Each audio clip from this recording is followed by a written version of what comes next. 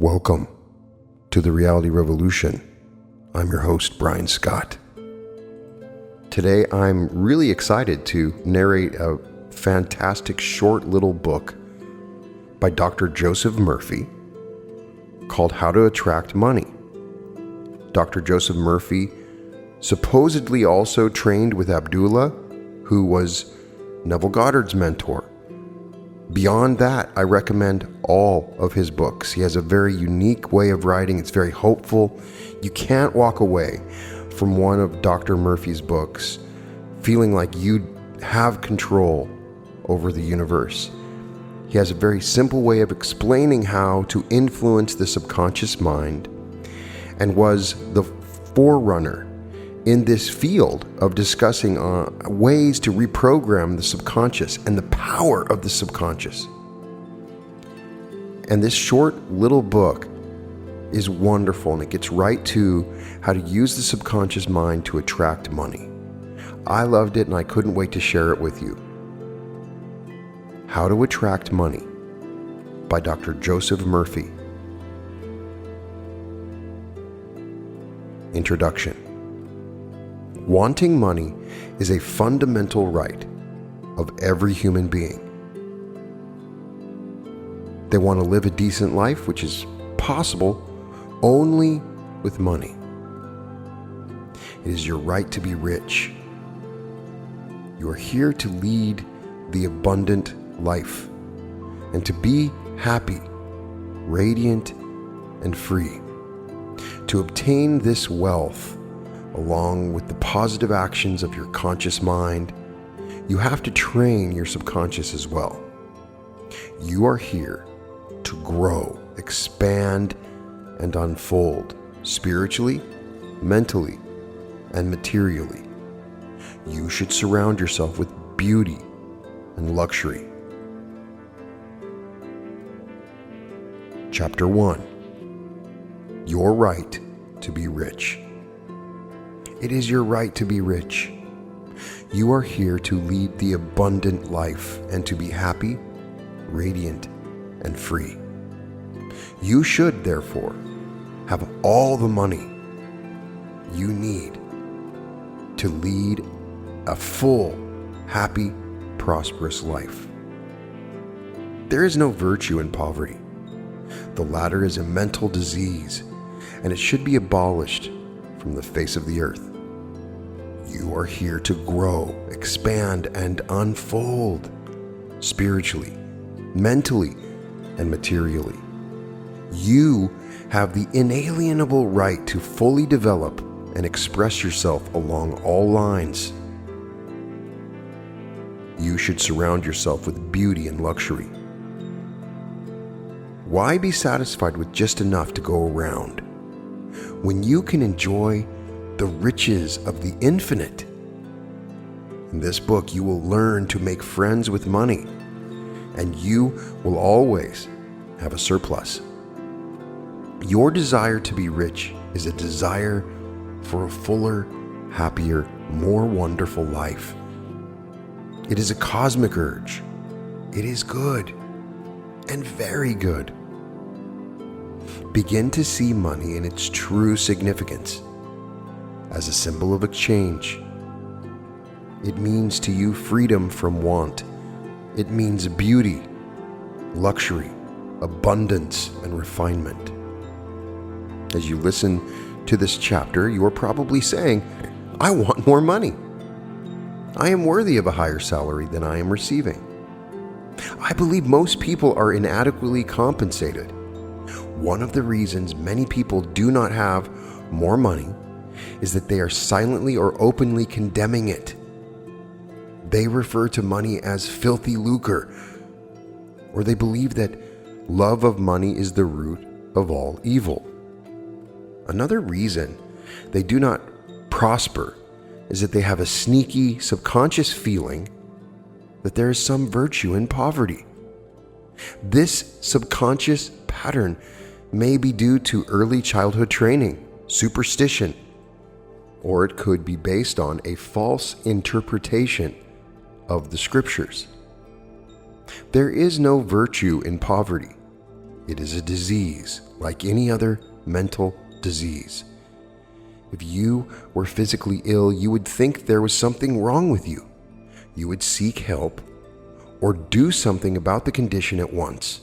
Likewise, if you do not have money constantly circulating in your life, there is something radically wrong with you. Money is only a symbol. It has taken many forms as a medium of exchange down through the centuries, such as salt, beads, and trinkets of various kinds. In early times, man's wealth was determined by the number of sheep or oxen he had. It is much more convenient to write a check than to carry some sheep around with you to pay your bills. God does not want you to live in a hovel or to go hungry. God wants you to be happy, prosperous, and successful. God is always successful in all his undertakings, whether he makes a star or a cosmos. You may wish to take a trip around the world, study art in foreign countries, go to college, or send your children to a superior school.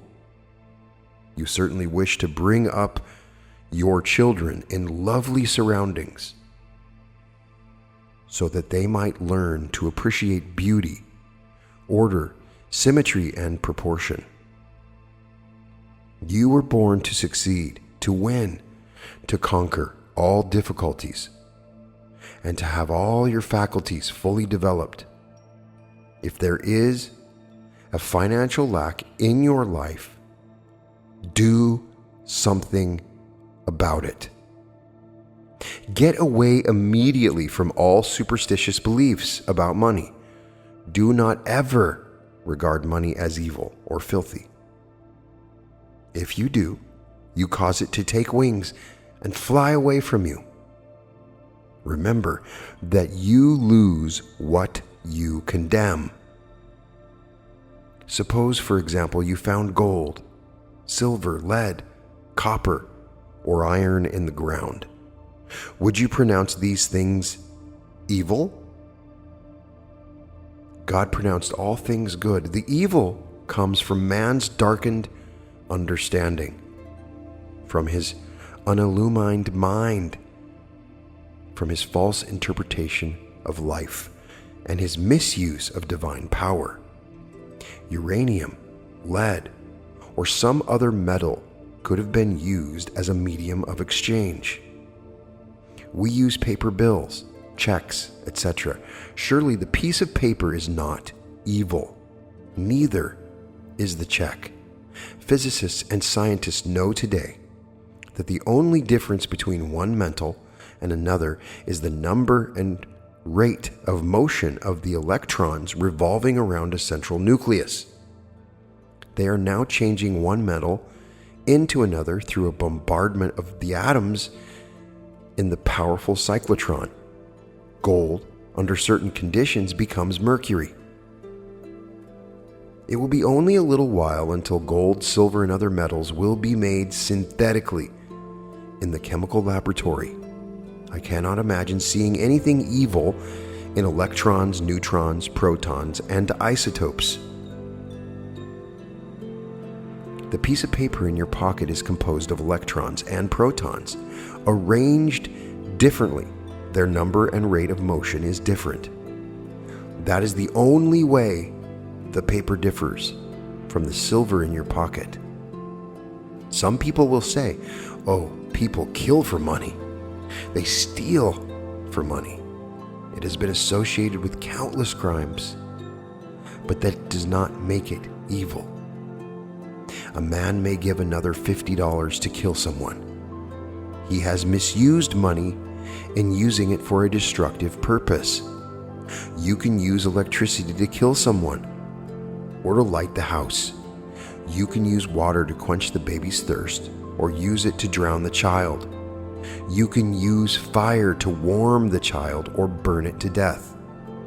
Another illustration would be if you brought some earth from your garden and put it in your coffee cup for breakfast.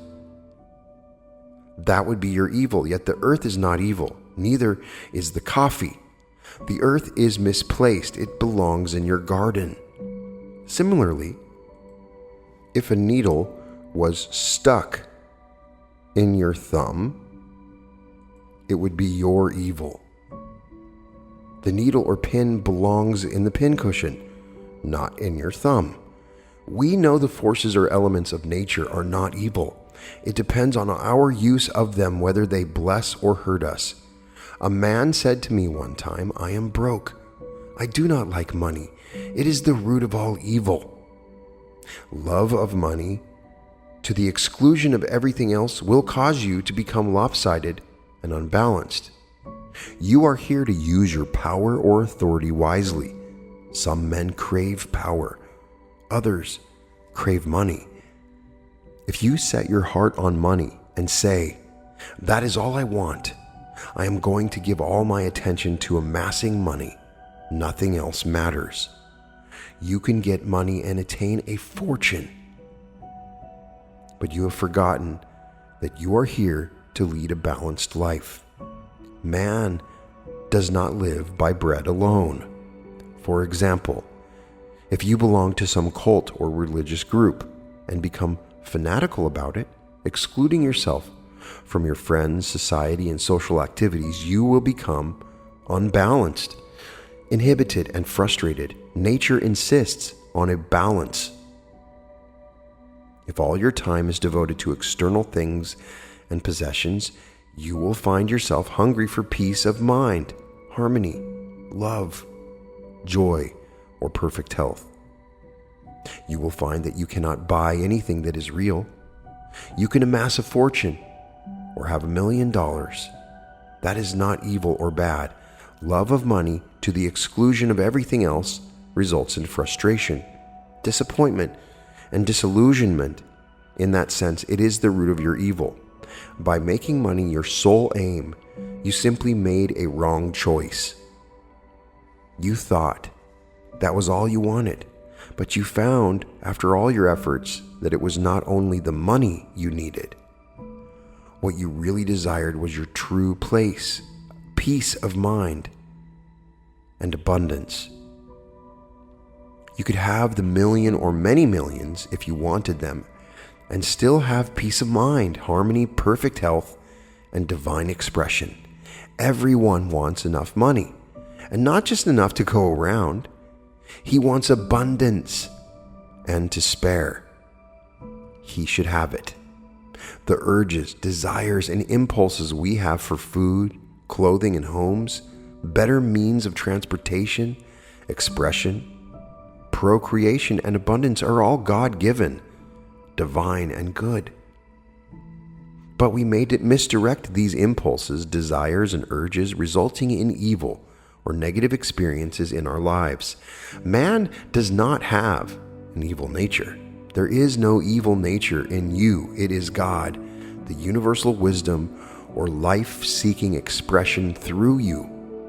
For example, a boy wants to go to college, but he does not have enough money. He sees other boys in the neighborhood going off to college, and the university, his desire increases. He says to himself, "I want an education too." Such a youth may steal or embezzle money for the purpose of going to college. The desire to go to college was basic and fundamentally good. He misdirected that desire or urge by violating the laws of society, the cosmic law of harmony, or the golden rule. Then he finds himself in trouble. However, if this boy knew the laws of mind and his unqualified capacity through the use of the spiritual power to go to college, he would be free and not in jail. Who put him in jail? He placed himself there. The policeman who locked him up in prison was an instrument of the man-made laws which he violated. He first imprisoned himself in his mind by stealing and hurting others. Fear and a guilt consciousness followed. This is the prison of the mind, followed by the prison walls made of bricks and stones. Money is a symbol of God's opulence, beauty, refinement, and abundance, and it should be used wisely, judiciously, and constructively to bless humanity in countless ways. It is merely a symbol of the economic health of the nation. When your blood is circulating freely, you are healthy. When money is circulating freely in your life, you are economically healthy. When people begin to hoard money to put it away in tin boxes and become charged with fear, there is economic illness. The crash of 1929 was a psychological panic. It was fear seizing the minds of people everywhere. It was a sort of negative hypnotic spell. You are living in a subjective and objective world. You must not neglect the spiritual food, such as peace of mind, love, beauty, harmony, joy, and laughter. Knowledge of the spiritual power is the means to the royal road to riches of all kinds, whether you desire is spiritual, mental, or material. The student of the laws of mind, or the student of the spiritual principle, believes and knows absolutely that regardless of the economic situation, stock market fluctuation, depression, strikes, war, or other conditions and circumstances, he will always be amply supplied regardless of what form of money may take. The reason for this is he abides in the consciousness of wealth. The student has convinced himself in his mind that wealth is forever flowing freely in his life, and there is always a divine surplus should there be a war tomorrow, and all the student's present holdings become valueless, as the German marks did after the First World War. He would still attract wealth and be cared for regardless of the form the new currency took. Wealth is a state of consciousness. It is a mind conditioned to divine supply forever flowing. The scientific thinker looks at money or wealth like the tide, i.e., it goes out, but it always comes back. The tides never fail. Neither will man supply when he trusts a tireless, changeless, immortal presence, which is omnipresent and flowing ceaselessly. The man who knows the workings of the subconscious mind is never, therefore, worried about the economic situation, stock market panics, devaluation, or inflation of currency, since he abides in the consciousness of God's eternal supply. Such a man is always supplied and watched over by an overshadowing presence. Behold the birds of the air, for they sow not, neither do they reap, nor gather into barns, yet your heavenly Father feedeth them. Are you not much better than they? As you consciously commune with the divine presence, claiming and knowing that it leads and guides you in all your ways, that it is a lamp unto your feet and a light on your path, you will be divinely prospered and sustained beyond your wildest dreams. Here is a simple way for you to impress your subconscious mind with the idea of constant supply or wealth. Quiet the wheels of your mind. Relax. Let go. Immobilize the attention. Get into a sleepy, drowsy, meditative state of mind. This reduces effort to the minimum. Then, in a quiet, relaxed, passive way, reflect on the following simple truths. Ask yourself, where do ideas come from? Where does wealth come from? Where did you come from? Where did your brain and your mind come from? You will be led back to the one source. You find yourself on a spiritual working basis now.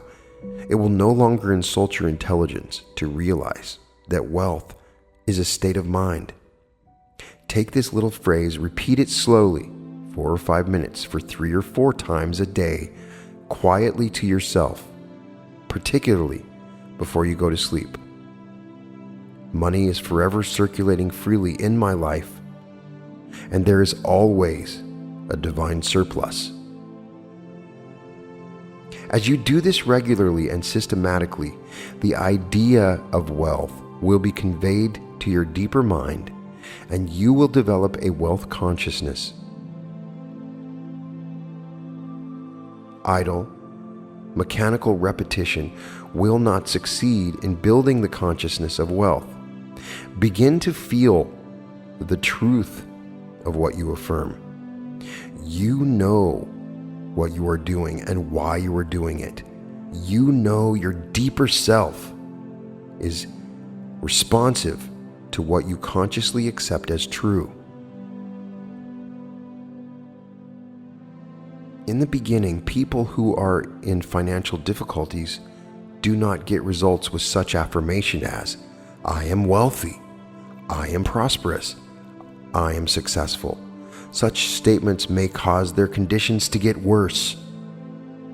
The reason is the subconscious mind will only accept the dominant of two ideas, or the dominant mood or feeling.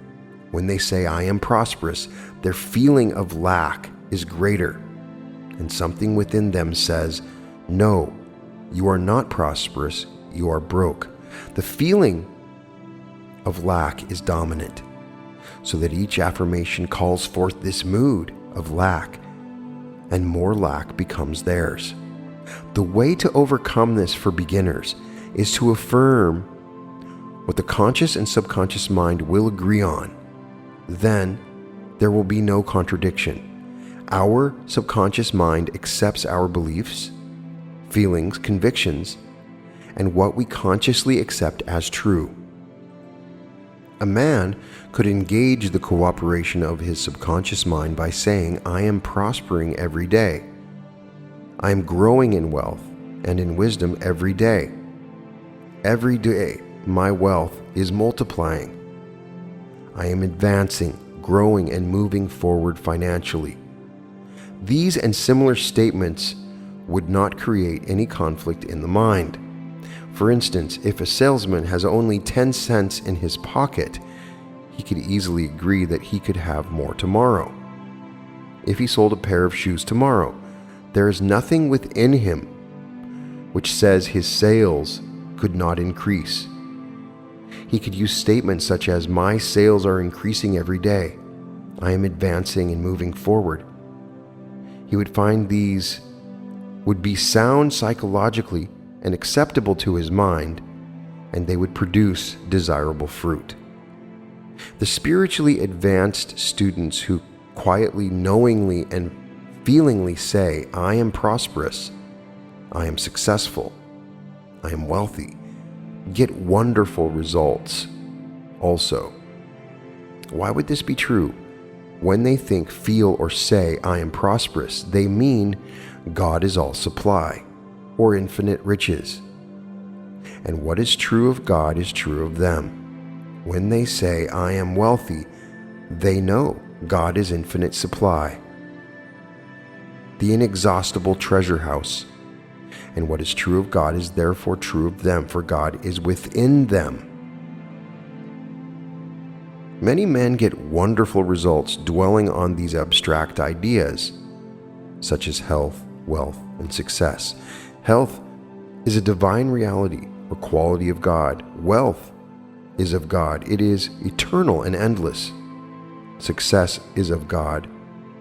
God is always successful in all his undertakings. The way they produce remarkable results is to stand before a mirror as they shave and repeat for 5 or 10 minutes, health, wealth, and success. They do not say, I am healthy or I am successful. They create no opposition in their minds. They are quiet and relaxed. Thus the mind is receptive and passive. Then they repeat these words. Amazing results follow. All they are doing is identifying with truths that are eternal, changeless, and timeless. You can develop a wealth consciousness.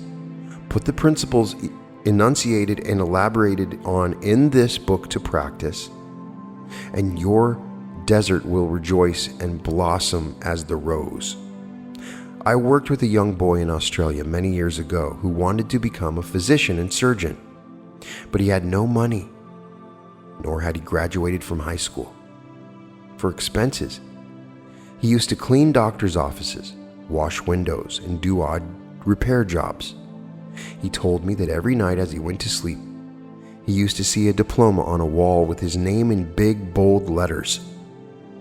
He used to clean and shine the diplomas in the medical building where he worked. It was not hard for him to engrave the diploma in his mind and develop it there. I do not know how long he continued this imaging, but it must have been for some months. Results followed as he persisted. One of the doctors took a great liking to this young boy, and after training him in the art of sterilizing instruments, giving hypodermic injections, and other miscellaneous first aid work, he became a technical assistant in his office. The doctor sent him to high school and also to college at his own expense. Today, this man is a prominent doctor in Montreal, Canada. He had a dream, a clear image in his mind. His wealth was in his mind. Wealth is your idea, desire, talent, urge for service, capacity to give to mankind, your ability for usefulness to society, and your love for humanity in general. This young boy operated a great law unconsciously. Troward says, "Having seen the end, you have willed the means to the realization of the end." The end, in this boy's case, was to be a physician, to imagine, see, and feel the reality of being a doctor now, to live with that idea, sustain it, nourish it, and to love it until, through his imagination, it penetrated the layers of the subconscious, became a conviction, and paved the way to the fulfillment of his dreams. He could have said, "I have no education. I do not know the right people. I am too old to go to school now. I have no money. It would take years, and I am not intelligent."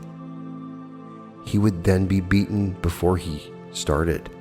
His wealth was in his use of the spiritual power within him, which responded to his thought.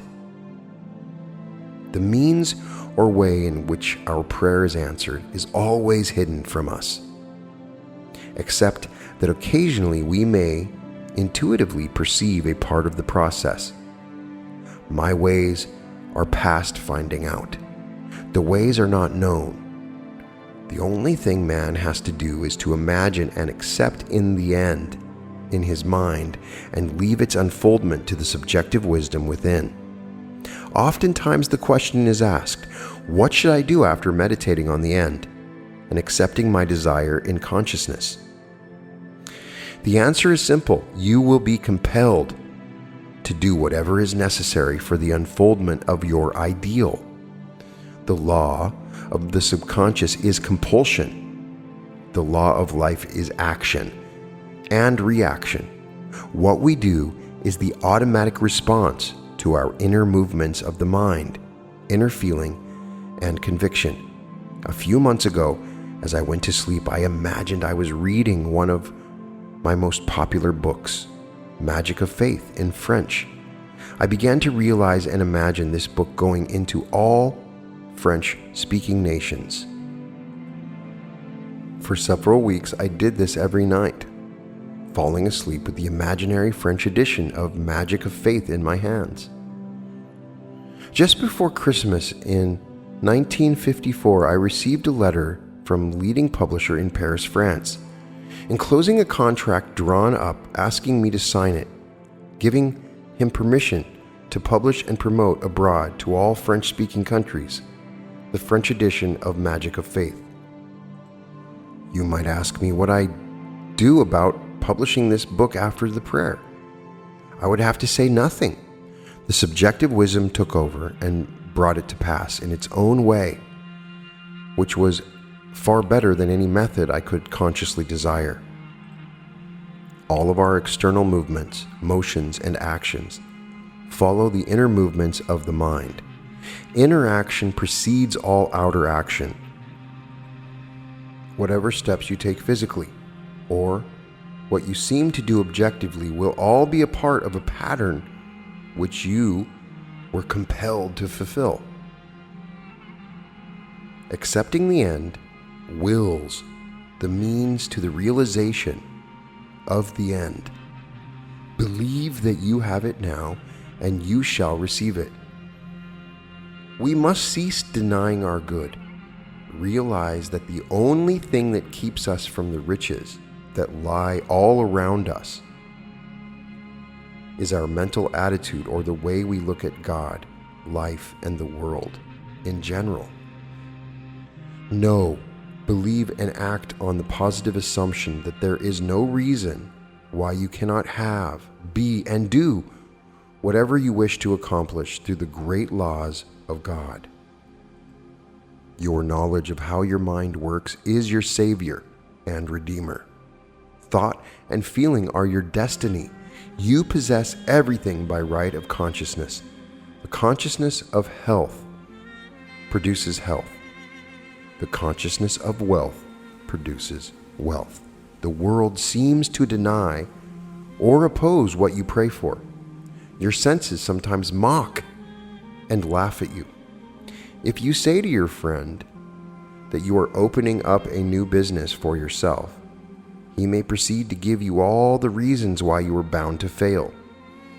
If you are susceptible to his hypnotic spell, he may instill fear of failure in your mind as you become aware of the spiritual power which is one and indivisible, and which responds to your thought.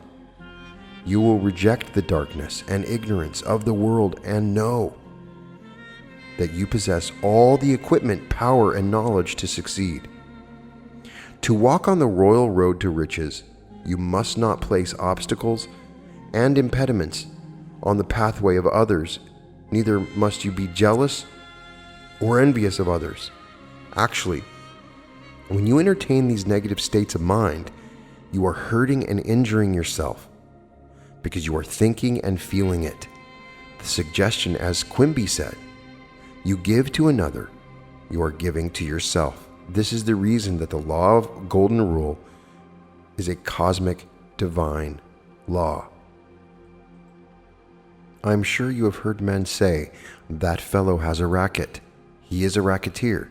He is getting money dishonestly. He is a faker. I knew him when he had nothing. He is crooked, a thief, and a swindler. If you analyze the man who talks like that, he is usually in want or suffering from some financial or physical illness. Perhaps his former college friends went up the ladder of success and excelled him. Now he is bitter and envious of their progress. In many instances, this is the cause of his downfall. Thinking negatively of these classmates and condemning their wealth causes the wealth and prosperity he is praying for to vanish and flee away. He is condemning the things he is praying for. He is praying two ways. On the one hand, he is saying, God is prospering me. And in the next breath, silently or audibly, he is saying, I resent that fellow's wealth. Always make it a special point to bless the other person and rejoice in his prosperity and success. When you do, you bless and prosper yourself. If you go into the bank and you see your competitor across the street deposit 20 times more than you do, or you see him deposit $10,000, rejoice and be exceedingly glad to see God's abundance being manifested through one of his sons. You are then blessing and exalting what you are praying for. What you bless, you multiply. What you condemn, you lose. If you are working in a large organization and you are silently thinking of and resenting the fact that you are underpaid, that you are not appreciated, and that you deserve more money and greater recognition. You are subconsciously severing your ties with that organization. You are setting a law in motion. Then the superintendent or manager says to you, "We have to let you go." You dismissed yourself. The manager was simply the instrument through which your own negative mental state was confirmed. In other words, he was a messenger telling you that you conceived as true about yourself. It was an example of the law of action and reaction. The action was the internal movement of your mind. The reaction was the response of the outer world to conform to your inner thinking. Perhaps as you read this, you are thinking of someone who has prospered financially by taking advantage of others, by defrauding them, by selling them unsound investments in property, etc. The answer to this is obvious, because if we rob, cheat, or defraud another, we do the same to ourselves. In reality, in this case, we are actually hurting or robbing from ourselves. We are in a mood of lack in the first place, which is bound to attract loss to us. The loss may come in many ways. It may come in loss of health, prestige, peace of mind, social status, sickness in the home or in the business. It may not necessarily come in loss of money. We must not be short-sighted and think that the loss has to come in just dollars and cents. Isn't it a wonderful feeling to place your head on the pillow at night and feel you are at peace with the whole world, and that your heart is full of goodwill toward all? There are some people who have accumulated money the wrong way, by trampling on others, trickery, deceit, and chicanery. What is the price? Sometimes it is mental and physical disease, guilt, complexes, insomnia, or hidden fears. As one man said to me, "Yes, I rode roughshod over others. I got what I wanted, but I got cancer doing it." He realized he had attained his wealth in the wrong way. You can be wealthy and prosperous without hurting anyone. Many men are constantly robbing themselves. They steal from themselves peace of mind, health, joy, inspiration, happiness, and the laughter of God. They may say that they have never stolen, but is it true? Every time we resent another, or are jealous or envious of another's wealth or success, we are stealing from ourselves. These are the thieves and robbers which Jesus cast out, the temples. Likewise, you must cast them out incisively and decisively. Do not let them live in your mind. Cut their heads off with the fire of right thought and feeling. I remember in the early days of the war, reading about a woman in Brooklyn, New York, who went around from store to store buying up all the coffee she could. She knew it was going to be rationed. She was full of fear that there would not be enough for her. She bought as much as she could and stored it in the cellar. That evening, she went to church services, and when she came home, burglars had broken down the door, stolen not only the coffee, but silverware, money, jewelry, and other things. This good woman said what they all say: "Why did this happen to me when I was at church? I never stole from anyone." Is it true? Was she not in the consciousness of lack and fear when she began to hoard supplies of coffee? Her mood and fear of lack were sufficient to bring about loss in her home and possessions. She did not have to put her hand on the cash register or rob a bank. Her fear of lack produced lack. This is the reason that many people who are what society calls good citizens suffer loss. They are good in the worldly sense, i.e., they pay their taxes, they obey the laws, vote regularly, and are generous to charities, but they are resentful of others, possessions, their wealth, or societal position.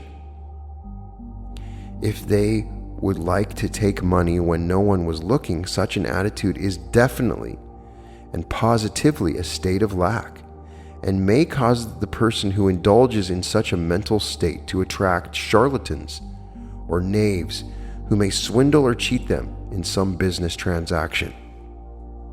Before the outer thief robs us, we have first robbed ourselves. There must be an inner thief before the outer one appears. A man can have a guilt complex and accuse himself constantly. I knew such a man. He was very honest as a teller in a bank. He never stole any money, but he had an illicit romance. He was supporting another woman and denying his family. He lived in fear that he would be discovered. A deep sense of guilt resulted. Fear follows guilt. Fear causes a contraction of the muscles and mucous membranes. Acute sinusitis developed. Medication gave him only temporary relief. I explained to this client the cause of this trouble and told him the cure was to give up his outside affair. He said he couldn't. She was his soulmate, and that he had tried. He was always condemning and accusing himself. One day he was accused by one of the officials of the bank of having embezzled some money. It looked serious for him as the evidence was circumstantial. He became panic-stricken and realized the only reason he was wrongfully accused was that he had been accusing and condemning himself. He saw how mind operates, inasmuch as he always accusing himself on the inner plane, he would be accused on the outer. He broke off the relationship immediately with the other woman due to the shock of being accused of embezzling, and began to pray for divine harmony and understanding between himself and the bank official. He began to claim there is nothing hidden that is not revealed. The peace of God reigns supreme in the minds and hearts of all concerned.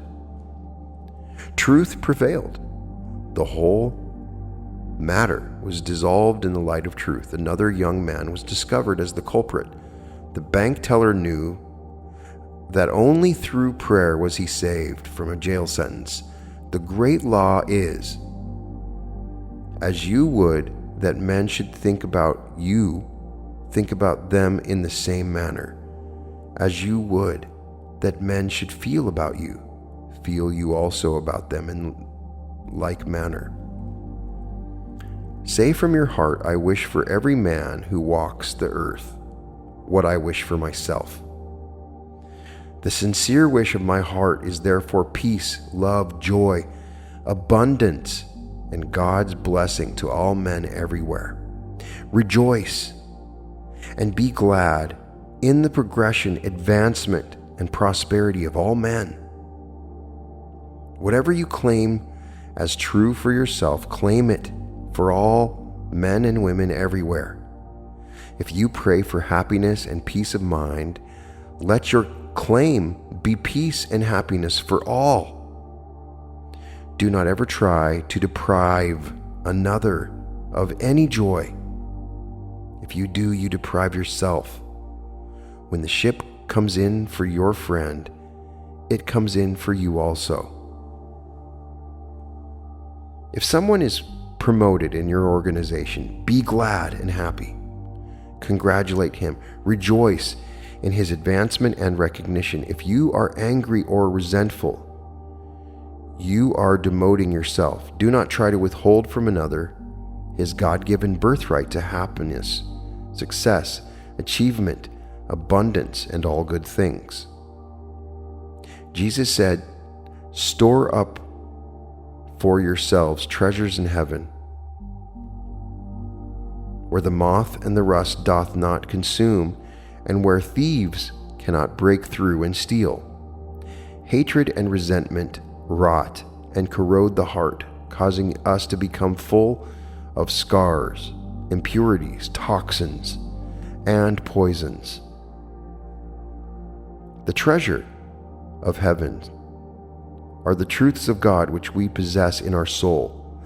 Fill your minds with peace, harmony, faith, joy, honesty, integrity, loving kindness, and gentleness. Then you will be sowing for yourself treasures in the heavens of your own mind. If you are seeking wisdom regarding investments, or if you are worried about your stocks or bonds, quietly claim.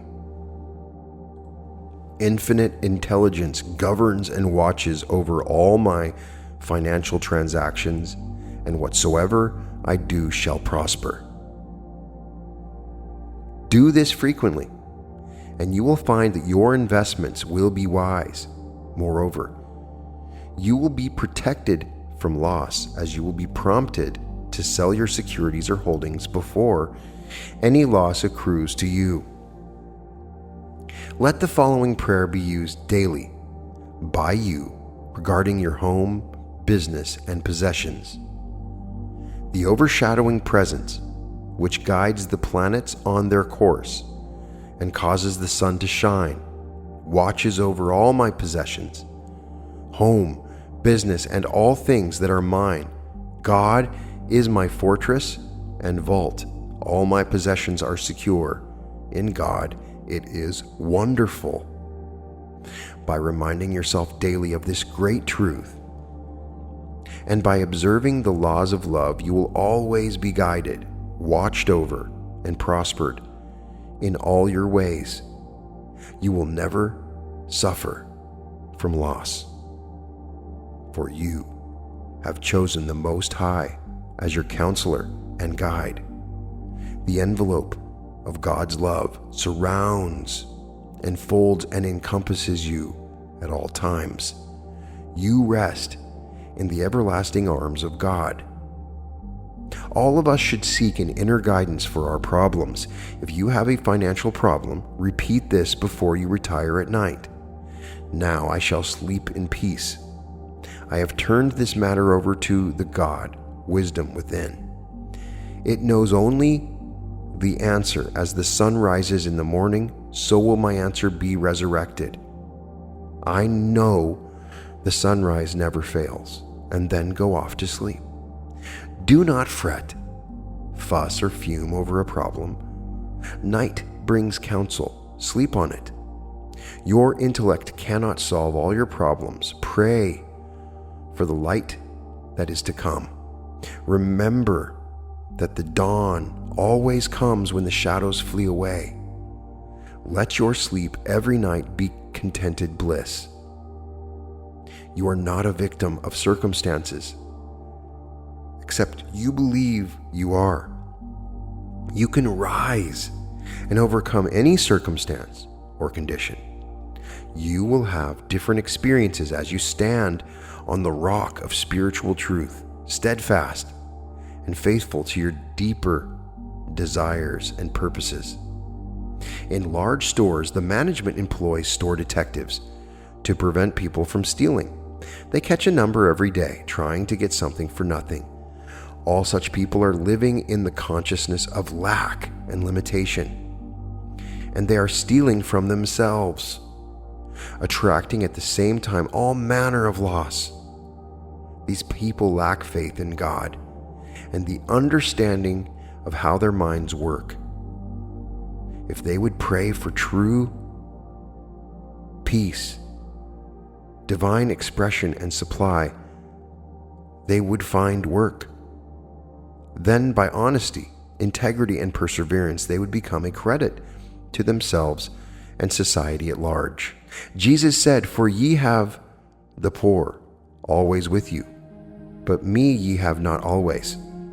The poor states of consciousness are always with us in this sense, that no matter how much wealth you now have, there is something that you want with all your heart. It may be a problem of health, Perhaps a son or daughter needs guidance, or harmony is lacking in the home. At that moment, you are poor. We could not know what abundance was except we were conscious of lack. I have chosen 12, and one of you is a devil. Whether it be the King of England or the boy in the slums, we are all born into limitation and into the race belief. It is through these limitations we grow. We can never discover the inner power except through problems and difficulties. These are our poor states which prod us in seeking the solution. We could not know what joy was, except we could shed a tear of sorrow. We must be aware of poverty to seek liberation and freedom and ascend into God's opulence. The poor states, such as fear, ignorance, worry, lack, and pain, are not bad when they cause you to seek the opposite. When you get into trouble and get kicked from pillar to post, when you ask negative, heart-rending questions such as, why are all these things happening to me? Why does this seem to be a jinx following me? Light will come into your mind. Through your suffering, pain, or misery, you will discover the truth which sets you free. Sweet are the uses of adversity, like a toad, ugly and venomous, yet wears a precious jewel on its head. Through dissatisfaction, we are led to satisfaction. All those studying the laws of life have been dissatisfied with something. They've had some problem or difficulty which they could not solve, or they were not satisfied with the man-made answers to life riddles. They have found their answer in the God presence within themselves, the pearl of great price, the precious jewel. The Bible says, I sought the Lord and I found him, and he delivered me from all my fears. When you realize your ambition or desire, you will be satisfied for only a brief period of time. Then the urge to expand will come again. This is life seeking to express itself at higher levels through you. When one desire is satisfied, another comes, etc., to infinity. You are here to grow. Life is progression. It is not static. You are here to go from glory to glory. There is no end, for there is no end to God's glory. We are all poor in the sense we are forever seeking more light, wisdom, happiness, and greater joy out of life. God is infinite, and never in eternity could you exhaust the glory, beauty, and wisdom which is within. This is how wonderful you are. In the absolute state, all things are finished, but in the relative world, we must awaken to that glory which was ours before the world was. No matter how wise you are seeking more wisdom, so you are still poor. No matter how intelligent you are in the field of mathematics, physics, or astronomy, you are only scratching the surface. You are still poor. The journey is ever onward, upward, and Godward. It is really an awakening process whereby you realize creation is finished. When you know God does not have to learn, grow, expand, or unfold, you begin to gradually awaken from the dream of limitation and become alive in God. As the scales of fear, ignorance, race, belief, and mass hypnosis fall from your eyes, you begin to see as God sees. The blind spots are removed. Then you begin to see the world as God made it. For we begin to see through God's eyes. Now you say, behold, the kingdom of heaven is at hand. Feed the poor within. You clothe the naked ideas and give them form by believing in the reality of the idea, trusting the great fabricator within to clothe it in form and objectify it.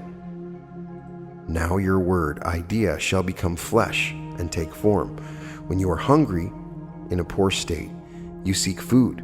When worried, you seek peace. When you are sick, you seek health. When you are weak, you seek strength.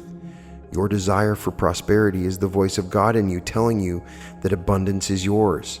Therefore, through your poor state, you find the urge to grow, to expand, to unfold, to achieve, and to accomplish your desires. A pain in your shoulder is a blessing in disguise. It tells you to do something about it at once. If there were no pain and no indication of trouble, your arm might fall off on the street. Your pain is God's alarm system telling you to seek His peace and His healing power and move from darkness to light. When cold, you build a fire. When you are hungry, you eat. When you are in lack, enter into the mood of opulence and plenty. Imagine the end. Rejoice in it. Having imagined the end and felt it as true, you have willed the means to the realization of the end. When you are fearful and worried, feed your mind with the great truths of God that have stood the test of time and will last forever. You can receive comfort by meditating on the great Psalms. For example, the Lord is my shepherd, I shall not want. God is my refuge, my salvation. Whom shall I fear? God is an ever-present help in times of trouble. My God, in Him will I trust. He shall cover me with His feathers, and under His wings shall I rest. One with God is a majority. If God be for me, who can be against me? Or I do all things through Christ, which strengthen me. Let the healing vibrations of these truths flood your mind and heart. Then you will crowd out of your mind all your fears, doubts, and worries through this meditative process. Imbibe another great spiritual truth. A merry heart maketh a cheerful countenance. A merry heart hath a continual feast. A merry heart doeth good like a medicine. A broken spirit drieth the bones. Therefore, I put thee in remembrance that thou stir up the gift of God within thee. Begin now to stir up the gift of God by completely rejecting the evidence of senses, the tyranny and despotism of the race mind, and give complete recognition to the spiritual power within you as the only cause, the only power, and the only presence. Know that it is a responsive and beneficent power. Draw nigh unto it, and it will draw nigh unto you. Turn to it devotedly with assurance, trust, and love. It will respond to you as love, peace, guidance, and prosperity. It will be your comforter, guide, counselor, and your heavenly Father. You will then say, God is love. I have found Him, and He has truly delivered me from all my fears. Furthermore, you will find yourself in green pastures, where abundance and all of God's riches flow freely through you. Say to yourself freely and joyously during the day, I walk in the consciousness of the presence of God all day long. His fullness flows through me at all times, filling up all the empty vessels in my life. When you are filled full of the feeling of being what you long to be, your prayer is answered. Are all the vessels full in your life? Look under health, wealth, love, and expression. Are you fully satisfied on all levels? Is there something lacking in one of these four?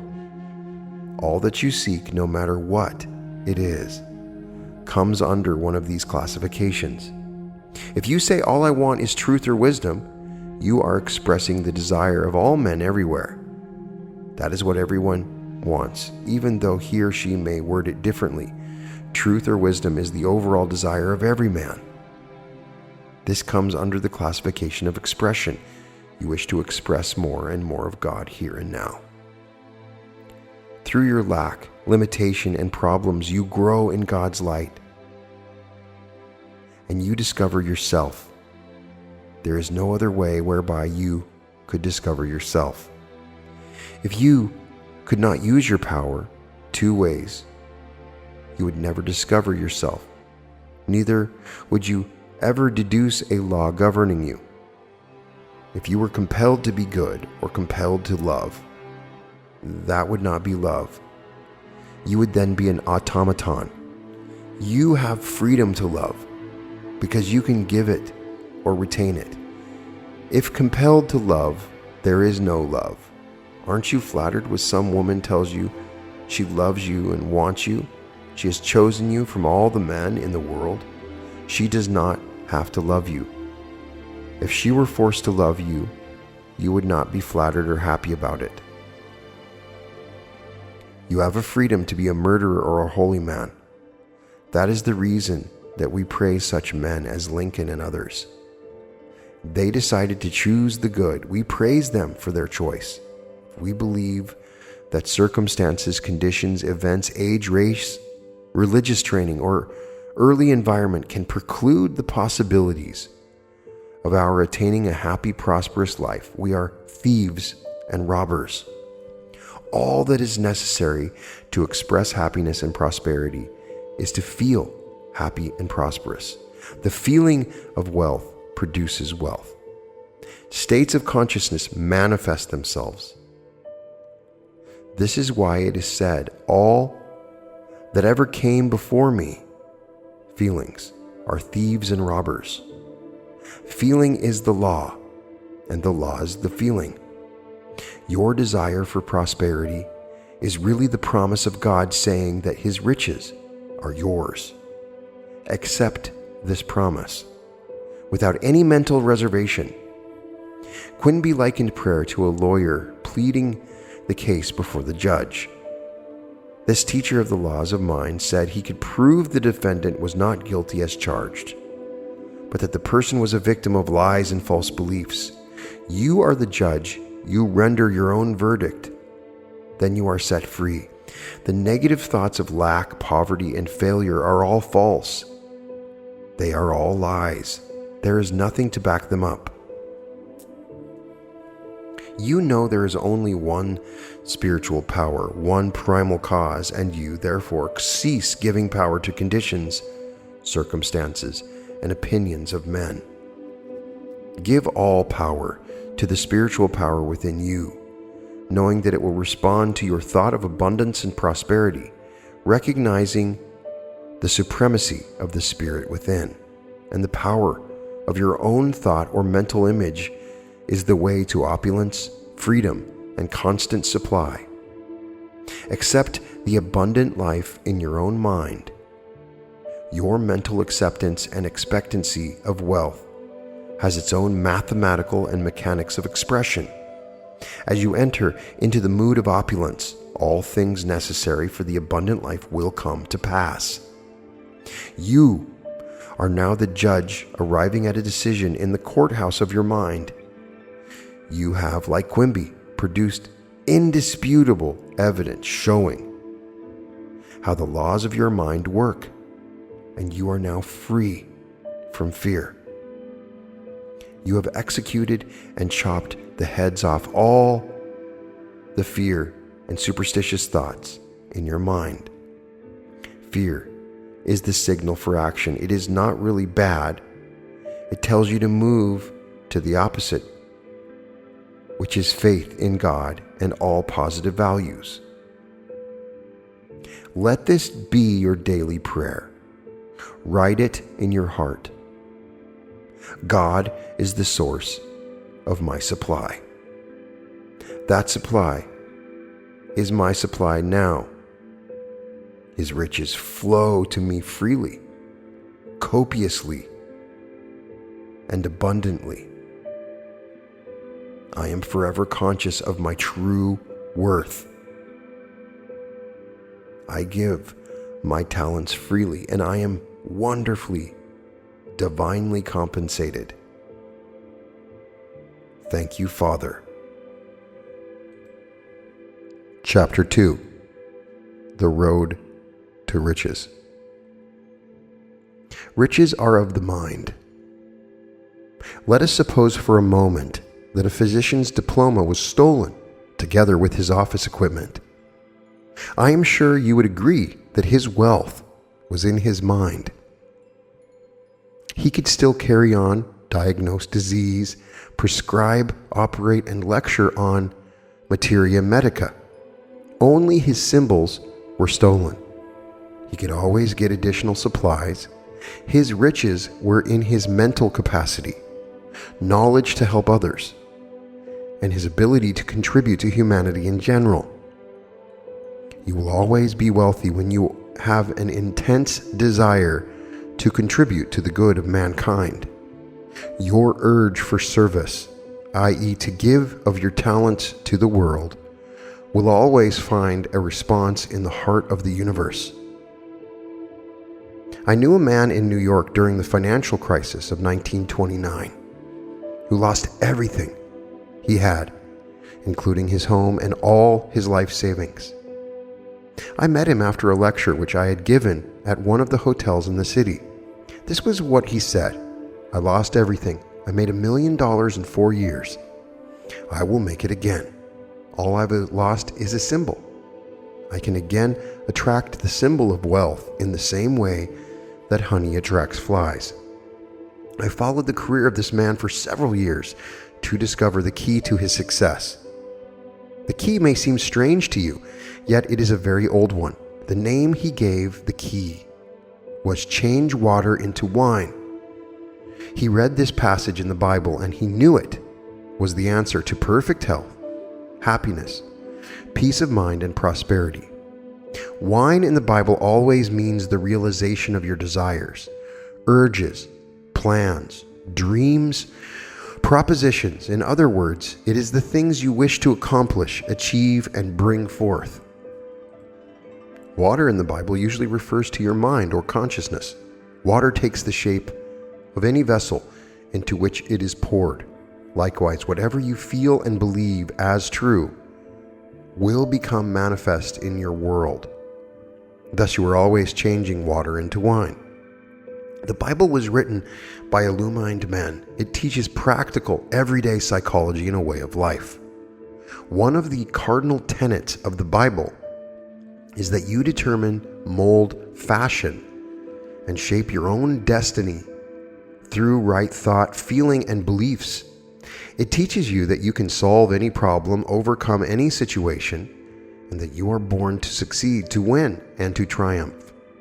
In order to discover the royal road to riches and receive the strength and security necessary to advance in life, you must cease viewing the Bible in the traditional way. The above man, who was in a financial crisis, used to say to himself frequently during the days when he was without funds, "I can change water into wine." These words meant to him, I can exchange the poverty ideas in my mind for the realization of my present desires or needs, which are wealth and financial supply.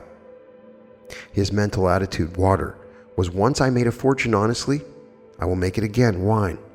His regular affirmation consisted of, I attracted the symbol, money, once I am attracting it again. I know this and feel it is true, wine. The man went to work as a salesman for a chemical organization. Ideas for the better promotion of their products came to him. He passed them on to his organization. It was not long until he became vice president. Within 4 years, the company made him president. His constant mental attitude was, I can change water into wine. Look upon the story in John of changing water into wine in a figurative way and say to yourself, as the above-mentioned chemical salesman did, I can make the invisible ideas, urges, and dreams and desires of mine visible because I have discovered a simple, universal law of mind. The law he demonstrated is the law of action and reaction. It means your external world, body, circumstance, environment, and financial status are always a perfect reflection of your inner thinking, beliefs, feelings, and convictions. This being true, you can now change your inner pattern of thought by dwelling on the idea of success, wealth, and peace of mind. As you busy your mind with these latter concepts, these ideas will gradually seep into your mentality like seeds planted in the ground. As all seeds, thoughts, and ideas grow after their kind, so will your habitual thinking and feeling manifest in prosperity, success, and peace of mind. Wise thought, action, is followed by right action, reaction. You can acquire riches when you become aware of the fact that prayer is a marriage feast. The feast is a psychological one. You meditate on, mentally eat of, your good or your desire until you become one with it. I will now cite a case history from my files relating how a young girl performed her first miracle in transforming water into wine. She operated a very beautiful hair salon. Her mother became ill, and she had to devote considerable time at home, neglecting her business. During her absence, 2 of her assistants embezzled funds. She was forced into bankruptcy, lost her home, and found herself deeply in debt. She was unable to pay hospital bills for her mother, and she was now unemployed. I explained to this woman the magic formula of changing water into wine. Again, we made it clear to her that wine means answered prayer or the objectification of her ideal. She was quarreling with the outside world. She said, "Look at the facts. I have lost everything. It is a cruel world. I cannot pay my bills. I do not pray, for I have lost hope." She was so absorbed and engrossed in the material world that she was completely oblivious to the internal cause of her situation. As we talked, she began to understand that she had to resolve the quarrel in her mind. No matter what your desire or ideal is, as you read this book, you will also find some thought or idea in your mind opposed to it.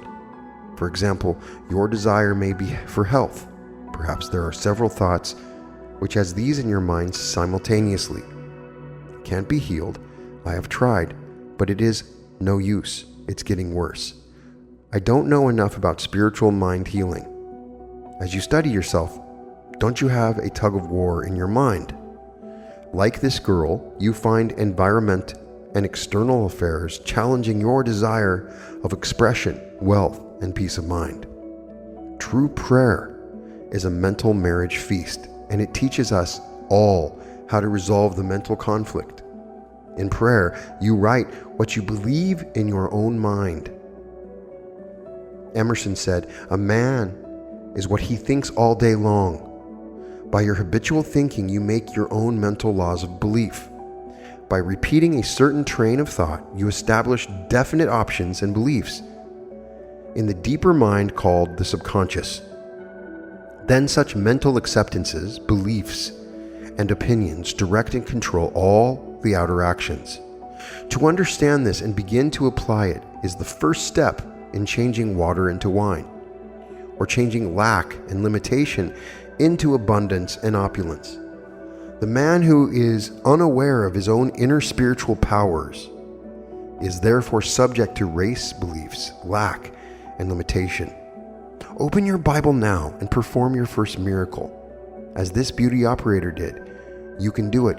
If you merely read the Bible as a historical event, you will miss the spiritual, mental, scientific view of the laws of the mind with which we are concerned in this book. Let us take this passage. On the 3rd day there was a marriage in Cana of Galilee, and the mother of Jesus was there. Galilee means your mind or consciousness. Cana means your desire. The marriage is purely mental, or the subjective embodiment of your desire. This whole beautiful drama of prayer is a psychological one in which all the characters are mental states, feelings, and ideas within you. One of the meanings of Jesus is illumined reason. The mother of Jesus means the feeling, moods, or emotions which possess us. And both Jesus was called and his disciples to the marriage. Your disciples are your inner powers and faculties enabling you to realize your desires. And when they wanted wine, the mother of Jesus saith unto him, They have no wine. Wine, as we have stated, represents the answered prayer or the manifestation of your desire and ideals in life. You can now see this as an everyday drama taking place in your own life. When you wish to accomplish something as this girl did, namely finding work, supply and a way out of your problem, suggestions of lack come to you such as, there is no hope, all is lost, I can't accomplish it, it is hopeless. This is the voice from the outside world saying to you, they have no wine, or look at the facts. This is your feeling of lack, limitation, or bondage speaking. How do you meet the challenge of circumstances and conditions? By now you are getting acquainted with the laws of mind, which are as follows. As I think and feel inside, so is my outside world, i.e. my body, finances, environment, social position, and all phases of my external relationship to the world and man. Your internal mental movements and imagery govern, control, and direct the external plane in your life. The Bible says, as he thinketh in his heart, so is he. The heart is a Chaldean word meaning the subconscious mind. In other words, your thought must reach subjective levels by engaging the power of your subliminal self. Thought and feeling are your destiny. Thought charged with feeling and interest is always subjectified and becomes manifest in your world. Prayer is a marriage of thought and feeling, or your idea and emotion. This is what the marriage feast relates. Any idea or desire of the mind felt as true comes to pass, whether it is good or bad, or indifferent.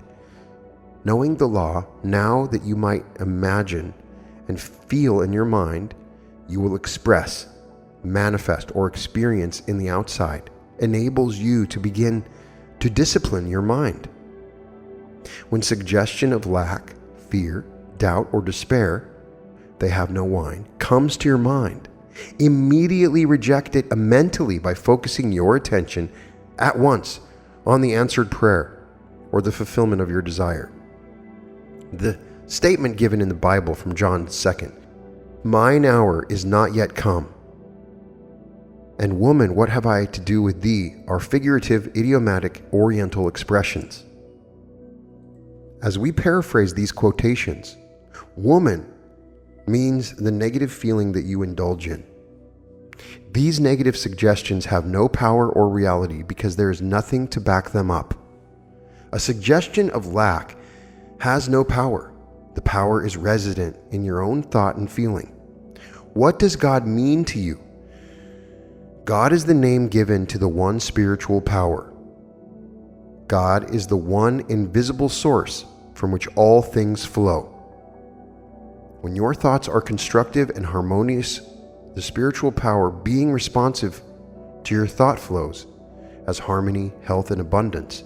Practice the wonderful discipline of completely rejecting every thought of lack by immediately recognizing the availability of the spiritual power and its response to your constructive thoughts and imagery. Then you will be practicing the truth found in these words, woman, what have I to do with thee? We read, mine hour is not yet come. This means that while you have not yet reached a conviction or positive state of mind, you know you are on the way mentally because you are engaging your mind on the positive ideals, goals, and objectives in life. Whatever the mind dwells upon, it multiplies, magnifies, and causes it to grow until finally the mind becomes qualified with new state of consciousness. You are then conditioned positively, whereas before you were conditioned negatively. The spiritual man in prayer moves from the mood of lack to the mood of confidence, peace, and trust in the spiritual power within himself. Since his trust and faith are in the spiritual power, his mother, moods and feelings, registers a feeling of triumph or victory. This will bring about the solution or the answer to your prayer. The water pots in the story from the Bible refer to the mental cycles that man goes through in order to bring about the subjective realization of his desire. The length of time may be a moment, an hour, week, or month, depending on the faith and state of consciousness of the student. In prayer, we must cleanse our mind of false beliefs, fear, doubt, and anxiety, for by becoming completely detached from the evidence of senses and the external world, in the peacefulness and quietude of your mind, wherein you have stilled the wheels of your mind, meditate on the joy of the answered prayer until that inner certitude comes, whereby you know that you know. When you have succeeded in being one with your desire, you have succeeded in the mental marriage or the union of your feeling with your idea. I'm sure you wish to be married, one with, to health, harmony, success, and achievement in your mind at this moment. Every time you pray, you are trying to perform the marriage feast of Cana, realization of your desires or ideals. You want to be mentally identified with the concepts of peace, success, well-being, and perfect health. They filled them up to the brim. The 6 water pots represent your own mind in the spiritual and mental creative act. You must fill your mind to the brim, meaning you must become filled full of the feeling of being what you long to be. When you succeed in filling your mind with the ideal you wish to accomplish or express, you are full to the brim. Then you cease praying about it, for you feel its reality in your mind. You know it is a finished state of consciousness. You are at peace about it. And he saith unto them, Draw out now and bear unto the governor of the feast. Whatever is impregnated in our subconscious mind is always objectified on the screen of space. Consequently, when we enter a state of conviction that our prayer is answered, we have given the command, Bear unto the governor of the feast. You are always governing your mental feast. During the day, thousands of the thoughts, suggestions, opinions, sights, and sounds reach your eyes and ears. You can reject them as unfit for mental consumption or entertain them as you choose. Your conscious, reasoning, intellectual mind is the governor of the feast.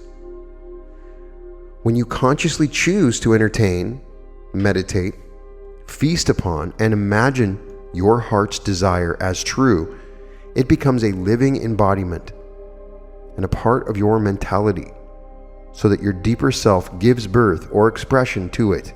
In other words, what is impressed subjectively, it is expressed objectively. Your senses or conscious mind see the objectification of your good. When the conscious mind becomes aware of water made into wine, it becomes aware of the answered prayer. Water might be called also the invisible, formless spiritual power, unconditioned consciousness. Wine is conditioned consciousness, or the mind giving birth to its beliefs and convictions. The servants which draw the water for you represent the mood of peace, confidence, and faith. According to your faith or feeling, your good is attracted or drawn to you. Imbibe, cherish, fall in love with these spiritual principles which are discussed in this book. In the first recorded miracle of Jesus, you are told that prayer is a marriage feast, or the mind uniting with its desire. Love is the fulfilling of the law.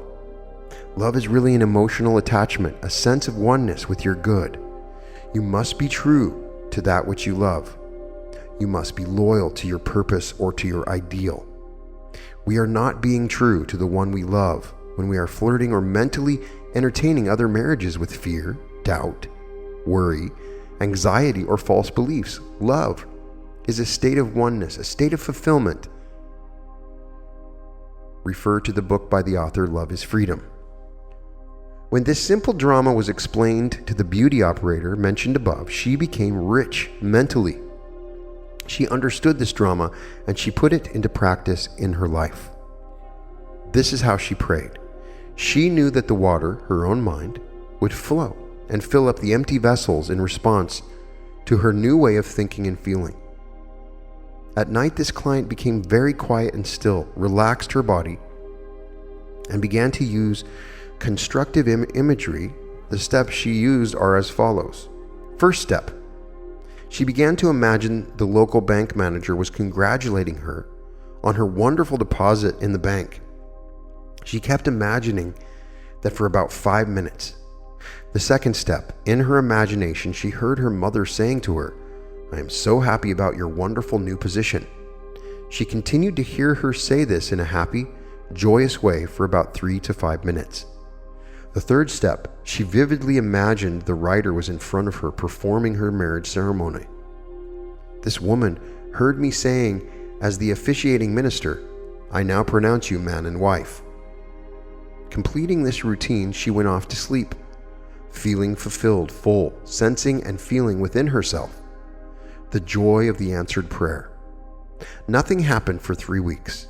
In fact, things got much worse. But she persevered, refusing to take no for her answer.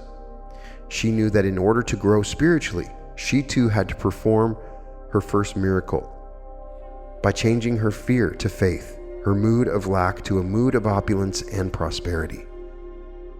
By changing consciousness water into the conditions, circumstances, and experiences she wished to express. Consciousness, awareness, beingness, principle, spirit, or whatever name you give it, is the cause of all. It is the only presence and power. The spiritual power or spirit within us is the cause and substance of all things.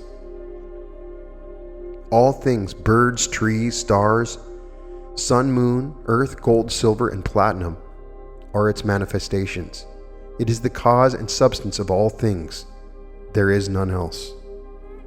Understanding this, she knew that water, consciousness, could become supply in the form of money, true place or true expression for herself, health for her mother, as well as companionship and fullness of life.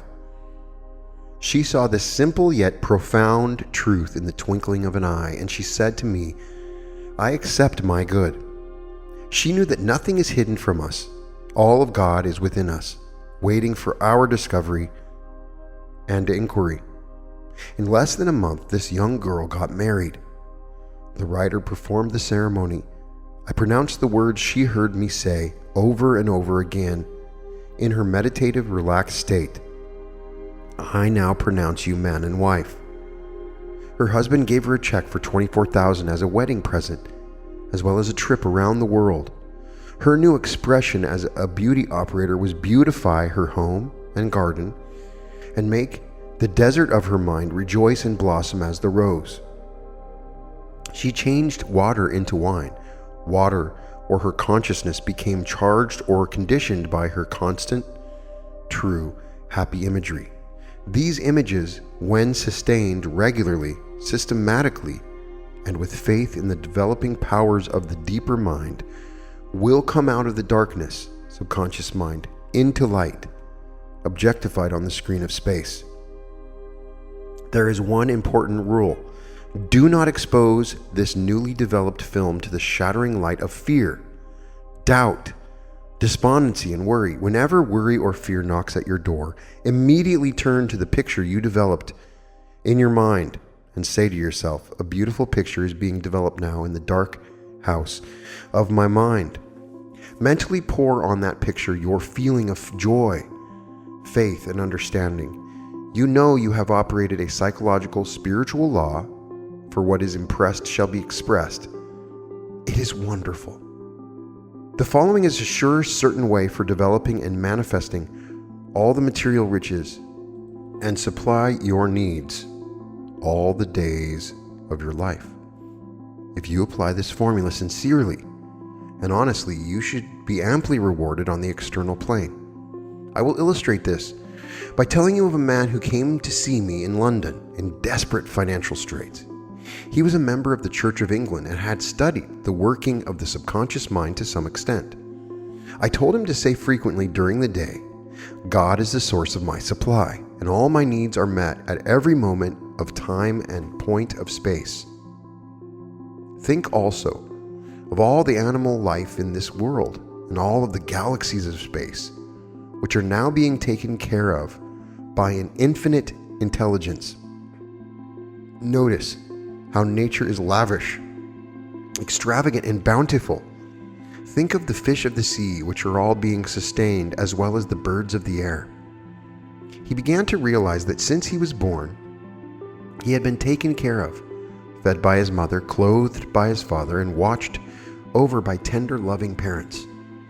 This man got a job and was paid in a wonderful way. He reasoned that it was logical to assume that the principle of life, which gave him life and always took care of him, would suddenly cease to respond to him. He realized that he had cut off his own supply by resenting his employer, self-condemnation, criticism of himself, and by his own sense of unworthiness. He had psychologically severed the cord which joined him to the infinite source of all things. The indwelling spirit or life principle, called by some consciousness or awareness. Man is not fed like the birds. He must consciously commune with the indwelling power and presence, and receive guidance, strength, vitality, and all things necessary for the fulfillment of his needs. This is the formula which he used to change water into the wine of abundance and financial success. He realized God, or the spiritual power within him, was the cause of all. Furthermore, he realized that if he could sell himself the idea that wealth was his by divine right, he would manifest abundance of supply. The affirmation he used was, "God is the source of my supply. All my financial and other needs are met. At every moment of time and point of space, there is always a divine surplus." This simple statement, repeated frequently, knowingly, and intelligently, conditioned his mind to a prosperity consciousness. All he had to do was to sell himself this positive idea, in the same way a good salesman has to sell himself on the merits of his product. Such a person is convinced of the integrity of his company, the high quality of the product, the good service which it will give the customer, and the fact that the price is right, etc. I told him whenever negative thoughts came to his mind, which would happen, not to fight or quarrel with them in any way, but simply go back to the spiritual mental formula and repeat it quietly and lovingly to himself. Negative thoughts came to him in avalanches at times, in the form of a flood of negativity. Each time he met with the positive, firm, loyal conviction, "God supplies all my needs. There is a divine surplus in my life." He said that as he drove his car and went through his day's routine, a host of sundry miscellaneous negative concepts crowded his mind from time to time, such as, "There is no hope," "You are broke." Each time such negative thoughts came, he refused their mental admission by turning to the eternal source of wealth, health, and all things which he knew to be his own spiritual awareness. Definitely and positively he claimed, "God is the source of my supply, and that supply is mine now." Or, "There is a divine solution. God's wealth is my wealth." And other affirmative, positive statements which charged his mind with hope, faith, expectancy, and ultimately a conviction in an ever-flowing fountain of riches, supplying all his needs copiously, joyously, and endlessly. The negative flood of thoughts came to him as often as 50 times in an hour. Each time, he refused to open the door of his mind to these gangsters, assassins, and thieves, which he knew would only rob him of peace, wealth, success, and all good things. Instead, he opened the door of his mind to the idea of God's eternal life principle of supply flowing through him as wealth, health, energy, power, and all things necessary to lead a full and happy life here. As he continued to do this, the second day, not so many thieves knocked at his door. The third day, the flow of negative visitors was less. The fourth day, they came intermittently, hoping for admission, but receiving the same mental response: no entrance. I accept only thoughts and concepts which activate, heal, bless, and inspire my mind. He reconditioned his consciousness or mind to a wealth consciousness. The prince of this world cometh, and hath nothing in me. This conveys to your mind the negative thoughts such as fear, lack, worry, anxiety, came, but they are received no response from his mind.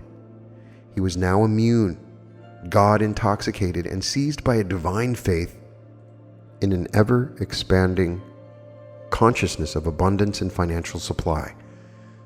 This man did not lose everything, neither did he go into bankruptcy. He was given extended credit, his business improved, new doors opened, and he prospered. Remember always in the prayer process, you must be loyal to your ideal purpose and objective. Many people fail to realize wealth and financial success because they pray two ways. They affirm God is their supply and that they are divinely prospered. But a few minutes later, they deny their good by saying, I can't pay this bill. I can't afford this, that, or other thing. Or they say to themselves, a jinx is following me. I can't ever make ends meet. I never have enough to go around. All such statements are highly destructive and neutralize your positive prayers. This is what is called praying two ways. You must be faithful to your plan or your goal. You must be true to your knowledge of the spiritual power. Cease making negative marriages, i.e., uniting with negative thoughts, fears, and worries. Prayer is like a captain directing the course of his ship. You must have a destination. You must know where you are going. The captain of the ship, knowing the laws of navigation, regulates his course accordingly. If the ship is turned from its course by storms or unruly waves, he calmly redirects it along its true course. You are the captain on the bridge, and you are giving the orders in the way of thoughts, feelings, opinions, beliefs, moods, and mental tones. Keep your eye on the beam. You go where your vision is. Cease, therefore, looking at all the obstacles, delays, and impediments that would cause you to go off your course. Be definite and positive. Decide where you are going. Know that your mental attitude is the ship which will take you from the mood of lack and limitation to the mood and feeling of opulence, and to the belief in the inevitable law of God working for you. Quimby, who was a doctor, a wonderful student and teacher of the mental and spiritual laws of mind, said, "Man acts as he is acted upon." What moves you now? What is that determines your response to life? The answer is as follows. Your ideas, beliefs, and opinions activate your mind and condition you to the point that you become, as Quimby stated, an expression of your beliefs. This illustrates the truth of Quimby's statement, man is belief expressed. Another popular statement of Quimby's was, our minds mingle like atmospheres, and each person has his identity in that atmosphere. When you were a child, you were subject to the moods, beliefs, feelings, and the general mental atmosphere of the home. The fears, anxieties, superstitions, as well as the religious faith and convictions of the parents were impressed on your mind. Let us say the child had been brought up in a poverty-stricken home, in which there was never enough to go around. Financially speaking, he heard constantly the complaint of lack and limitation. You could say, like Salter in his conditioned reflex therapy, that the child was conditioned to poverty. The young man may have a poverty complex based on his early experiences, training, and beliefs, but he can rise above any situation and become free. This is done through the power of prayer. I knew a young boy, age 17, who was born in a place called Hell's Kitchen in New York. He listened to some lectures I was giving in Steinway Hall, New York at the time. This boy realized he had been the victim of negative, destructive thinking, and that he did not redirect his mind along constructive channels. The world mind, with its fears, failures, hates, and jealousies, would move in and control him. Man acts as he is acted upon. It stands to reason, as Quimby knew, that if man will not take charge of his own house, mind, the propaganda, false beliefs, fears, and worries of the phenomenalistic world will act as a hypnotic spell over him. We are immersed in the race mind, which believes in sickness, death, misfortune, accident, failures, disease, and diverse disasters. Follow the biblical injunction, come out from among them and be separate. Identify yourself mentally and emotionally with the eternal verities which have stood the test of time. The young man decided to think and plan for himself.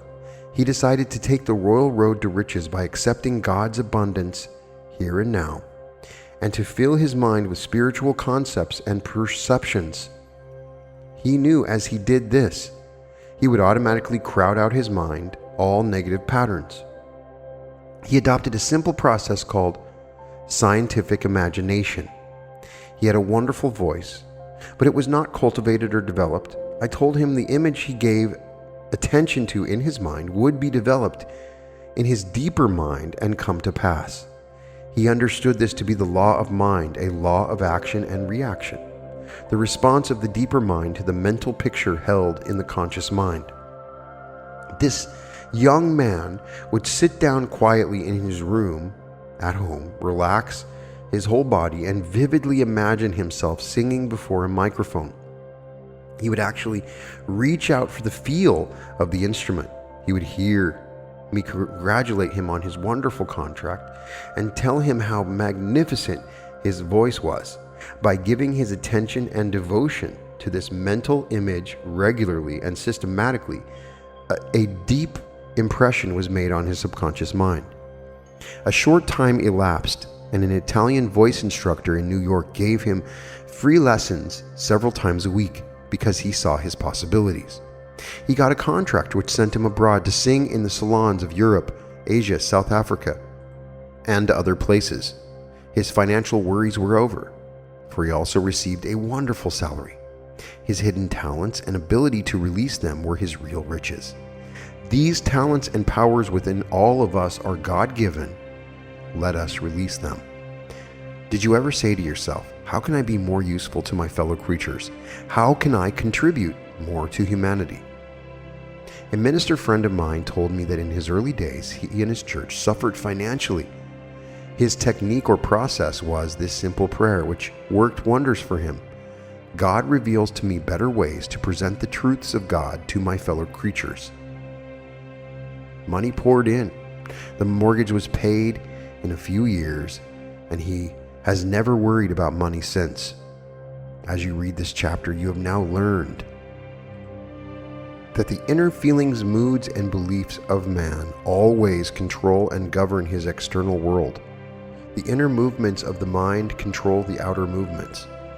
To change the outside, you must change the inside. As in heaven, so on earth, or as in my mind or consciousness, so is it in my body, circumstances, and environment. The Bible says there is nothing hidden that shall not be revealed. For example, if you are sick, you are revealing a mental and emotional pattern which is the cause. If you are upset, or if you receive tragic news, notice how you reveal it in your face, eyes, gestures, tonal qualities, also in your gait and posture. As a matter of fact, your whole body reveals your inner distress. You could, of course, through mental discipline and prayer, remain absolutely poised, serene, and calm, refusing to betray your hidden feelings or mental states. You could order the muscles of your body to relax, be quiet, and be still. They would have to obey you. Your eyes, face, and lips would not betray any sign of grief, anger, or despondency. On the other hand, with a little discipline, through prayer and meditation, you could reverse the entire picture. Even though you had received disturbing news, regardless of its grave nature, you could show and exhibit joy, peace, relaxation, and a vibrant, buoyant nature. No one would ever know that you are the recipient of the so-called bad news. Regardless of what kind of news you receive today, you could go to the mirror, look at your face, lips, eyes, and your gestures as you tell yourself and imagine you have heard the news of receiving a vast fortune. Dramatize it, feel it, thrill it to it, and notice how your whole body responds to the inner thrill. You can reverse any situation through prayer. Busy your mind with the concepts of peace, success, wealth, and happiness. Identify yourself with these ideas mentally, emotionally, and pictorially. Get a picture of yourself as you want to be. Retain that image. Sustain it with joy, faith, and expectancy. Finally, you will succeed in experiencing its manifestation. I say to people who consult me regarding financial lack to marry wealth. Some see the point, others do not. As all Bible students know, your wife is what you are mentally joined to, united with, or at one with. In other words, what you are conceiving and believing, you give conception to. If you believe the world is cold, cruel, and harsh, that it is a dog-eat-dog way of life, that is your concept. You are married to it, and you will have children or issue by that marriage. The children from such a mental marriage or belief will be your experiences, conditions, and circumstances, together with all other events in your life. All your experiences and reactions to life will be the image and likeness of the ideas which fathered them. Look at the many wives the average man is living with, such as fear, doubt, anxiety, criticism, jealousy, and anger. These play havoc with his mind, marry wealth by claiming, feeling, and believing. God supplies all my needs according to his riches and glory. Or take the following statement and repeat it over and over again, knowingly, until your consciousness is conditioned by it, or it becomes part of your meditation. I am divinely expressed, and I have a wonderful income.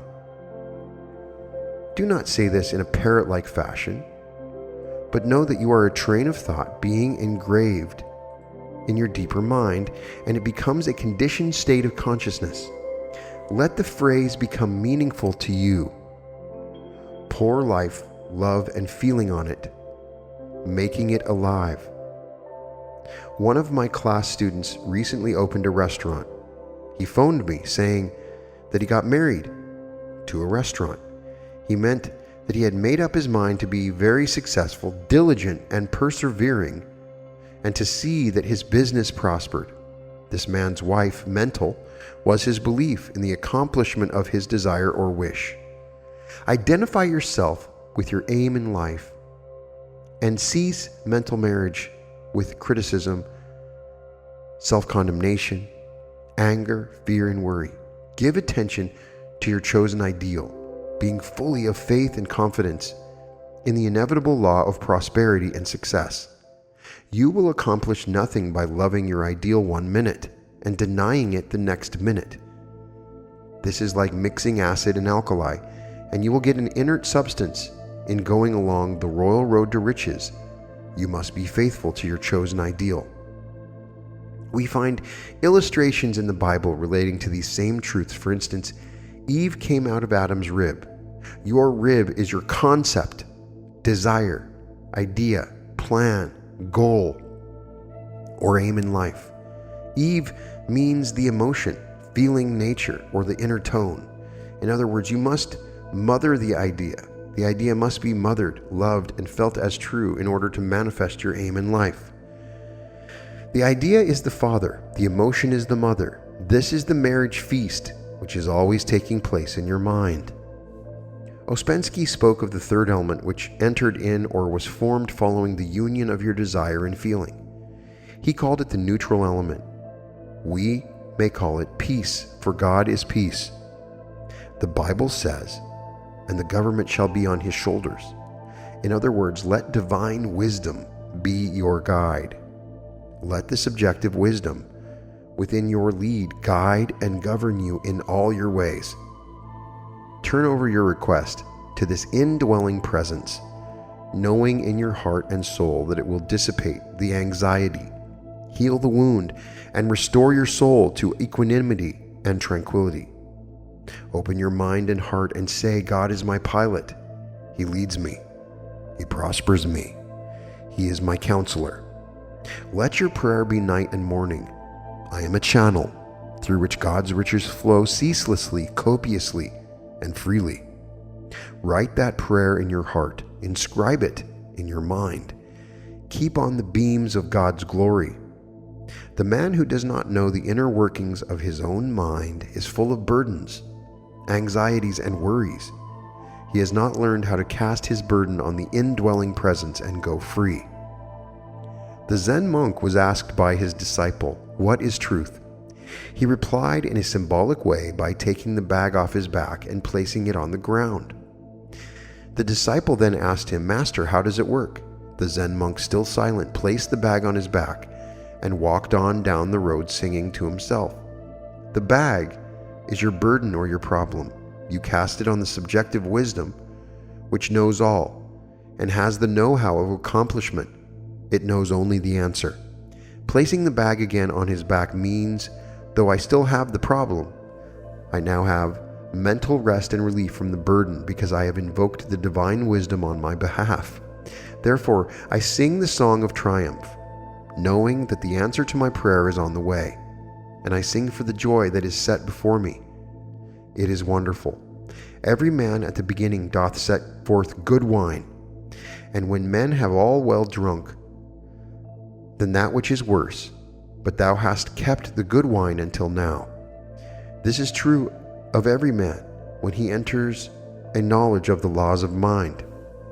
He sets out with high spirits and ambitions. He is the new broom which sweeps clean, and he is full of good intentions. Oftentimes he forgets the source of power.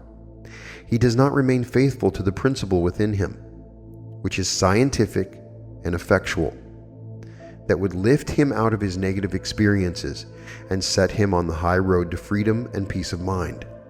He begins to indulge mentally and emotionally with ideas and thoughts extraneous to his announced aim and goal. In other words, he is not faithful to his ideal or wife. Know that the subjective or deeper self within you will accept your request, and being the great fabricator, it will bring it to pass in its own way. All you do is release your request with faith and confidence. In the same way you would cast a seed on the ground or mail a letter to a friend knowing the answer would come. Did you ever go between two great rocks and listen to the echo of your voice? This is the way the life principle within you answers you. You will hear the echo of your own voice. Your voice is your inner mental movement of the mind, your inner psychological journey where you feasted mentally on an idea until you were full, then you rested. Knowing this law and how to use it, be sure you never become drunk with power, arrogance, pride, or conceit. Use the law to bless, heal, inspire, and lift up others as well as yourself. Man misuses the law by selfishly taking advantage of his fellow man. If you do, you hurt and attract loss to yourself. Power, security, and riches are not to be obtained externally. They come from the treasure house of eternity within. We should realize that the good wine is always present, for God is the eternal now. Regardless of present circumstances, you can prove your good is ever present by detaching yourself mentally from the problem, going on the high watch, and going about your Father's business. To go on the high watch is to envision your good, to dwell on the concept of yourself, to become married to it, and sustain the happy mood by remaining faithful, full of faith, every step of the way, knowing that the wine of joy, the answered prayer, is on the way. Now is the day of salvation. The kingdom of heaven is at hand. Thou hast kept the good wine until now. You can, this moment, travel psychologically in your mind and enter mentally through divine imagination into any desired state. The wealth, health, or invention you wish to introduce are all invisible at first. Everything comes out of the invisible. You must subjectively possess riches before you can objectively possess wealth. The feeling of wealth produces wealth, for wealth is a state of consciousness. A state of consciousness is what you think, feel, believe, and mentally could give consent to. A teacher in California receiving over $5,000 or $6,000 a year looked in a window at a beautiful ermine coat that was priced at $8,000. She said, "It would take me years to save that amount of money. I could never afford it. Oh, how I want it." She listened to our lectures on Sunday mornings. By ceasing to marry these negative concepts, she learned that she could have a coat, car, or anything she wished without hurting anybody on the face of the earth.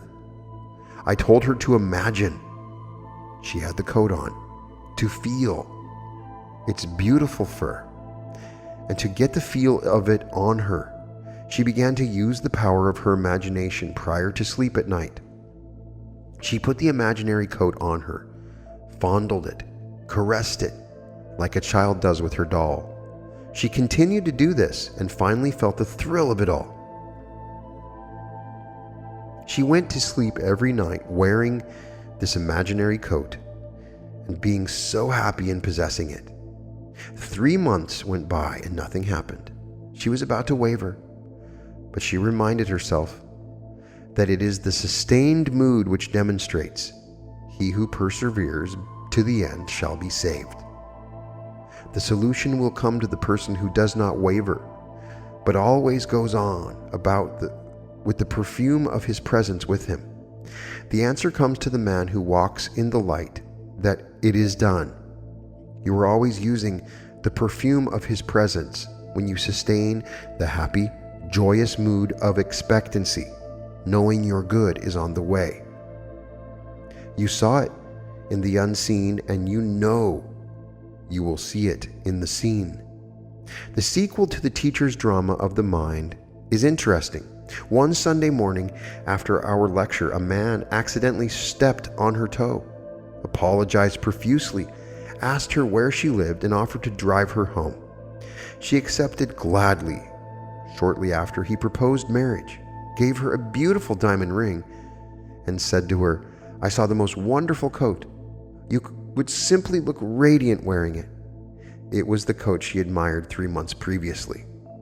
The salesman said over 100 wealthy women looked at the coat, admired it immensely, but for some reason always selected another garment. Through your capacity to choose, imagine the reality of what you have selected, and through faith and perseverance, you can realize your goal in life. All the riches of heaven are here now within you, waiting to be released.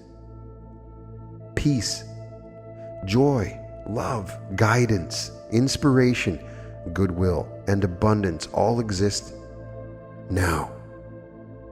All that is necessary in order to express God's riches is for you to leave the present now, your limitation, enter into the mental vision or picture, and in a happy, joyous mood, become one with your ideal. Having seen and felt your good in moments of high exaltation, you know that in a little while you shall see your ideal objectively as you walk through time and space. As within, so without. As above, so below. As in heaven, so on earth. In other words, you will see your beliefs expressed. Man is belief expressed.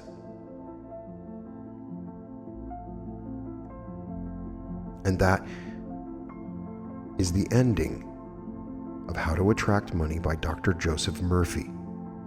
A wonderful, beautiful book that goes to the very core of the way that we think and the way that our thinking can create abundance or block it. There are several wonderful stories in this book. You gotta love that last story about the coat. All of the examples that are given in this book are 100% consistent with Neville Goddard. In fact, many times it felt like I was reading the words of Neville Goddard. Clearly, Joseph Murphy was trained by the same man that trained Neville Goddard, as discussed in my interview with Mitch Horowitz. This assertion and this particular idea that feeling creates reality is clearly on display in this book. There are some really interesting concepts that we can add to our overall understandings of how to attract money that are particular to this book. For instance, there is a very good technique and strategy on how to deal with negative thoughts. A lot of times I talk to people, and even though they know exactly what they want and they work on it, they struggle because their monkey mind is constantly giving them negative thoughts all the time. And here we have a great technique. So as soon as you have that negative thought, you repeat one of the several affirmations that he's given in this book. And they're all terrific. And be diligent. As soon as you have that thought, don't open the door to it, understanding the importance of your power. You have a right to be rich, and it's clearly shown in this book. And I really love, in the first chapter, the story about the woman that hoarded the coffee. Right now, as I'm reading this book, we're in the middle of the coronavirus. And so many people go to the store and just hoard items. I've seen carts full of toilet paper. And so all of these people are just going into the store and just buying everything.